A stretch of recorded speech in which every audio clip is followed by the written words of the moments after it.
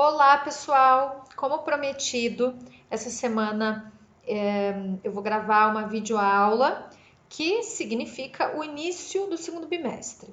Então, queria dar as boas-vindas a essa abertura de segundo bimestre, desejar que tenhamos um bom bimestre de estudos e que vocês possam continuar aí comigo sem perder o ânimo, porque processo penal é muito importante e porque processo penal é visto de uma forma um tanto quanto atropelada. Eu tento não atropelar as coisas, né, para que cada conceito fique muito bem delineado, e espero que vocês possam conseguir trabalhar esses conceitos com a vida prática, em estágio, na vida profissional futura de vocês, tá? Então, sejam bem-vindos a esse segundo bimestre. A gente terminou, né, no final do primeiro bimestre, então, a análise dos princípios ou regras do processo penal. Não é uma análise, não foi um estudo só teórico, é um estudo importante para a gente entender as bases do processo penal, sobre o que se sustenta o processo penal. E ele se sustenta sobre as bases, né, de uma presunção de inocência, de uma jurisdicionalidade, de uma proibição de tribunais de exceção, de um contraditório de uma ampla defesa, de uma proibição de prova ilícita, e a gente tem vários subprincípios, né, que no decorrer de cada aula seguinte nós vamos delinear e delimitar.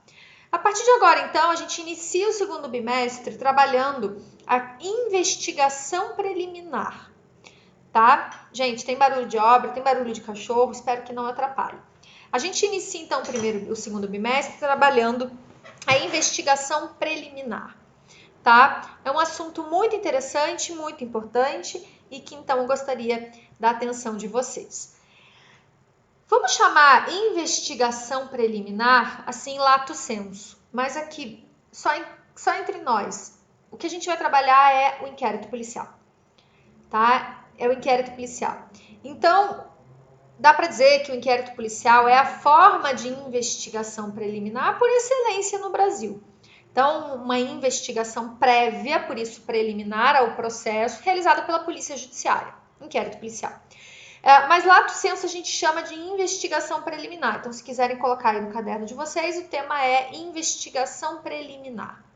Ela se situa, então, numa fase pré-processual. Se vocês lembrarem da linha do tempo que eu sempre trago para vocês, a linha do tempo processual da persecutio criminis, tá? Persecutio criminis. Está sempre a cargo do Estado, a perseguição criminal, persecutio criminis.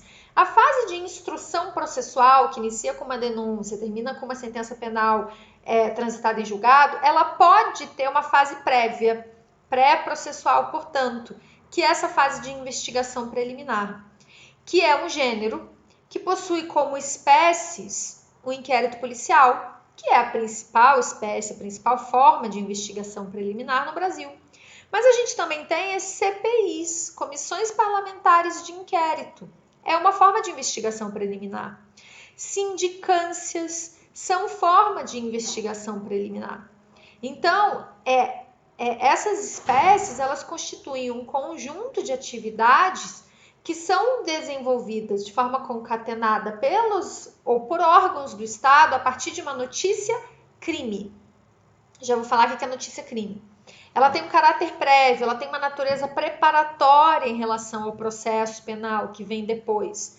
E qual é a função dessa etapa prévia? É averiguar a autoria, as circunstâncias de um fato aparentemente criminoso, com o fim, com a finalidade de justificar um processo ou não. Tá? Então, uma questão importante para a gente debater aqui é a seguinte: qual é o fundamento da existência de uma investigação preliminar? E eu já adianto, ela não é necessária. Nem sempre eu vou ter uma investigação preliminar. Eu não preciso ter uma investigação preliminar para ter processo. Qual é o fundamento da existência de uma investigação preliminar? Por que nós precisamos ter um inquérito policial prévio ao processo? E aí eu posso levantar com vocês algumas hipóteses, algumas respostas preliminares. Primeiro, a busca de um fato oculto como crime é, na maioria dos casos, total ou parcialmente oculto, precisa ser investigado antes de ter um processo. Ou seja, antes do Ministério Público denunciar, porque para ele denunciar, ele precisa ter um mínimo de indícios de autoria e materialidade. Às vezes ele não tem nada. Ele só sabe que um crime aconteceu em tal bairro, mas ele não sabe mais nada. Então, normalmente, o crime, né, quando ele chega ao conhecimento da autoridade policial do delegado, ele se chama notícia-crime. Notícia-crime é quando a prática de um fato aparentemente e supostamente criminoso chega ao conhecimento de uma autoridade policial, que vai investigar, que vai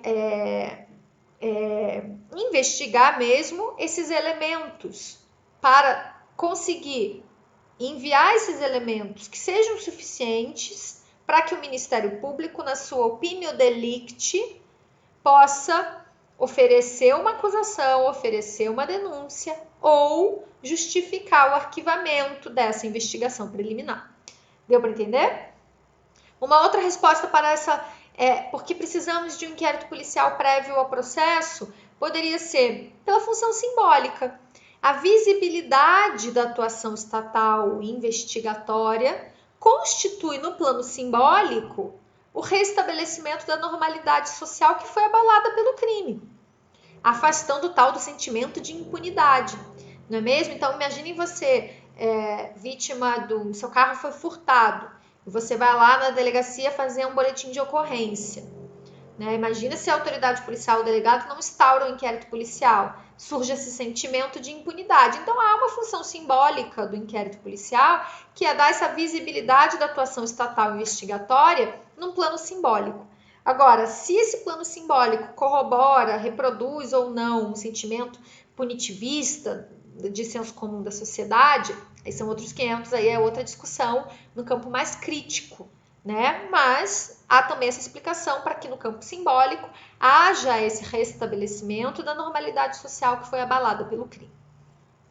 Também a gente pode pensar, e aqui talvez seja mais importante, né, a função do inquérito policial, ele serve como um filtro processual contra acusações infundadas. Ou seja, se o Ministério Público, para denunciar, tem que ter um mínimo de lastro probatório, ou seja, de indícios de autoria e materialidade, enquanto ele não tem, é bom que haja um filtro, uma peneira contra acusações infundadas, ou seja, para o Ministério Público não sair acusando, denunciando qualquer coisa, passa uma peneira, um filtro, e esse filtro é o inquérito policial. Porque o processo penal, ele é uma pena em si mesmo. Então, você ser processado, você figurar como réu num processo, já significa um constrangimento, né? Sem pena, porque eu só vou ter pena se for condenado, mas em si, imaginem vocês terem um colega ou conhecer alguém que é acusado no processo, já há uma estigmatização, entende? Então, daí a necessidade de o inquérito policial servir como um filtro contra acusações infundadas, tá? Como essa aula é uma aula mais preliminar de inquérito policial, eu não vou avançar muito. Eu só queria agora conversar um pouquinho com vocês sobre a natureza jurídica do inquérito policial. A natureza jurídica do inquérito policial, gente, é de procedimento administrativo pré-processual. O inquérito policial é um procedimento, não é processo. Ele é administrativo, não é judicial. E ele é pré-processual, ou seja, ele é anterior ao processo. Gente, isso vocês precisam saber. Às vezes eu cobro em prova qual a natureza jurídica do inquérito policial. Você coloca lá, processo administrativo pré-processual. Tá errado, porque não é processo, é procedimento. Aí você coloca também procedimento judicial pré-processual. Também tá errado, porque é um procedimento administrativo pré-processual. Isso é um rigor, talvez, que possa parecer puro tecnicismo, mas é importante, tá? Essa atividade, ela carece do mando de uma atividade jurisdicional, de um poder jurisdicional. Eu tenho um juiz que vai atuar no inquérito como? Deferindo ou indeferindo coisas, quando ele é chamado a agir. É aqui, inclusive, que deve residir o tal do juiz de garantias. tá? Uma coisa é isso, outra coisa é o mando de poder, de potestade, não é jurisdicional, porque quem está a mando de quem? O inquérito da Polícia Judiciária. Quem preside, digamos assim, a investigação é a Polícia Judiciária. Então é nesse sentido que essa atividade pré-processual, ela carece de uma autoridade jurisdicional com esse poder de presidir algo, tá? E tampouco é processual, porque não tem a estrutura dialética triangular do Bilov ainda. Lembra que a estrutura dialética de relação jurídica processual, dialética porque as partes que estão aqui nos cantos vão dialogar entre si, por isso o processo deve ser adversarial, eu ainda não tenho, porque eu não tenho um réu, eu não tenho uma denúncia, eu não tenho essas categorias, tá entendendo? Eu não tenho essas categorias. A relação que existe, então, é de índole administrativa entre a polícia, que é um órgão administrativo, igual ao Ministério Público, né, quando vinculado ao Poder Executivo, e aquele sobre quem recai a suspeita de haver cometido um delito, que a gente não chama de réu, porque eu só chamo de réu quando tem uma denúncia. Eu chamo de acusado também, eu chamo de suspeito, de investigado, de investigado, suspeito. São essas categorias. Eu estava pensando aqui em mais uma, mas são essas as categorias. Indiciado, era essa palavra que eu queria lembrar. Indiciado, tá? O artigo 4º do CPP, então peguem lá, se puderem, Código de Processo Penal, no artigo 4º, vai dizer, e o próprio nome indica isso, que o inquérito é realizado pela Polícia Judiciária, tá? O inquérito é realizado pela Polícia Judiciária, mas o inquérito não é necessariamente policial. Nesse sentido mesmo, vai dispor o artigo 4º, parágrafo único, que vai determinar que a competência da polícia não exclui a de outras autoridades administrativas que tenham competência legal para investigar. Por isso que é possível que outra autoridade administrativa, exemplo, sindicância em processos administrativos contra funcionários públicos, realizem investigação dos fatos e com base nesses fatos preliminarmente investigados, seja possível, por exemplo, um militar ser depois objeto de um inquérito policial militar e depois concluído ser realizada uma denúncia, porque esses autos vão ser remetidos ao Ministério Público. Estão entendendo? Então, essa investigação ela não é necessariamente policial. Normalmente ela é, mas nem sempre. E eu também posso ter investigações preliminares realizadas por membros do Poder Legislativo, como, por exemplo, nas CPIs, né, as comissões parlamentares de inquérito, está lá na Constituição Federal. Eu também posso ter inquérito policial, investigação preliminar, presidida pelo Ministério Público. E aí aqui eu tenho uma polêmica. Hoje em dia não é tão polêmico assim, mas já foi. Que a atuação do Ministério Público, o parquê, que é legalmente autorizado a requerer abertura de inquérito policial, como também acompanhar a atividade policial no curso do inquérito. Só que a gente não tem uma norma, então falta uma norma que satisfatoriamente defina o chamado controle externo da atividade policial. Então veja, qual é o papel do Ministério Público no inquérito? Realizar controle externo da atividade policial, tá? Só que a gente tem uma ausência de uma norma mais categórica para dizer como ele vai controlar. Então, há uma questão que já foi, inclusive, objeto, né, de uma PEC, no sentido de, pode o Ministério Público investigar ou não? Ou ele só pode controlar a investigação da polícia? Então, veja, não há dúvida nenhuma de que o Ministério Público pode requisitar a instauração do inquérito para a polícia. Então, a autoridade policial instaura o inquérito policial para investigar esses fatos. Não há dúvidas nenhuma de que o Ministério Público pode acompanhar o inquérito policial. Não há dúvidas nenhuma de que o Ministério Público tem controle externo da atividade policial. mas aqui sempre em uma presença, uma atuação secundária, acessória, contingente. Porque o órgão encarregado de dirigir o inquérito policial é a Polícia Judiciária. Mas enquanto aos poderes investigatórios do Ministério Público, essa questão é muito polêmica, ela é muito discutida. Não há uma paz conceitual sobre a constitucionalidade ou não da atuação do poder investigatório no Ministério Público. O STF já decidiu algumas vezes sobre esse tema e sinaliza no sentido da possibilidade. Mas não houve manifestação do plenário sobre a constitucionalidade disso. Tá? Inclusive, há uma preocupação muito pertinente, né, do ministro Celso de Mello, que inclusive ontem foi a última sessão dele, bastante emocionante, não sei se vocês acompanharam. Sempre digo para vocês tentarem acompanhar, foi bastante emocionante a despedida dele. Ele se preocupa em definir a esfera de proteção do imputado, o investigado, que não pode ser objeto de desprezo por parte do Ministério Público no âmbito da sua própria investigação. Então, essa questão eu gostaria depois de retomar, tá? Na nossa live ao vivo. Mas é importante que a gente pense essas questões sobre pode o Ministério Público ele investigar sim ou não. Tá bom? Para terminar, posição do juiz no inquérito policial. O juiz tem uma posição no inquérito policial importante, que ele é garantidor, ele não é instrutor. A efetividade da proteção dos direitos do investigado depende da atuação do juiz como um garantidor dos direitos, das garantias do acusado.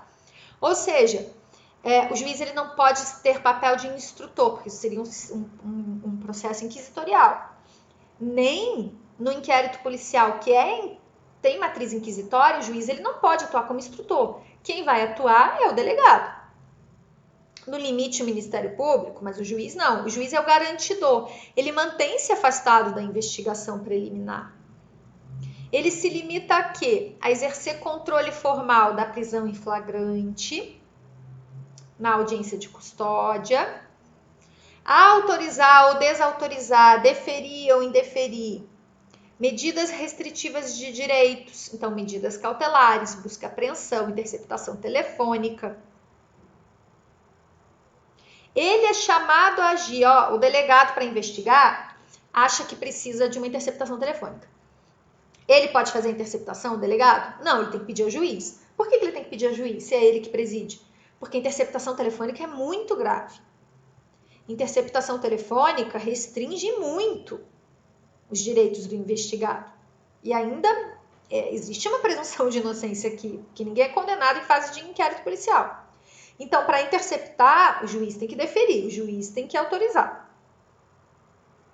O delegado pede, requisita ao juiz. O juiz olha o pedido, vê se é importante as investigações ou não e defere ou indefere. Normalmente eles deferem, porque o juiz quer colaborar com a investigação. E aí vejam aqui, eu já quero começar a tratar com vocês um pouco do sistema do doble juez ou do juiz de garantias, né? Esse juiz que deferiu ou indeferiu coisas no inquérito, ele não pode ser o mesmo juiz que depois vai condenar ou absolver. Por quê? Porque ele já se contaminou. Quando ele deferiu a interceptação telefônica, normalmente eles autorizam, porque eles querem colaborar com a investigação, ele já se aproximou de uma das partes. Lá no processo, quando eu tenho a relação processual, ele já se aproximou de uma das partes. De qual? Do Ministério Público, da acusação. Então, é importante eu ter dois juízes, por isso, doble juez, dois juízes. Um juiz, que é o juiz de garantias, que vai atuar no inquérito, atuar como? Deferindo ou indeferindo coisas. E outro juiz na instrução. Alheio, cego, não viu o que aconteceu no inquérito. Tá bom? Gente, é muito importante essa questão, a gente começar a delinear, né, esses pontos do inquérito policial, entender o que é o juiz de garantias.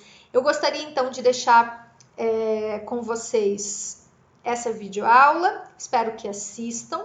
A gente vai se encontrar, então, na semana que vem, na sexta-feira, porque na segunda é feriado. Desejo, então, um bom feriado aí de descanso para todo mundo, uma boa recuperação de fôlego para o segundo bimestre e estaremos juntos durante mais um bimestre, tá bom? Um beijo, tchau, tchau!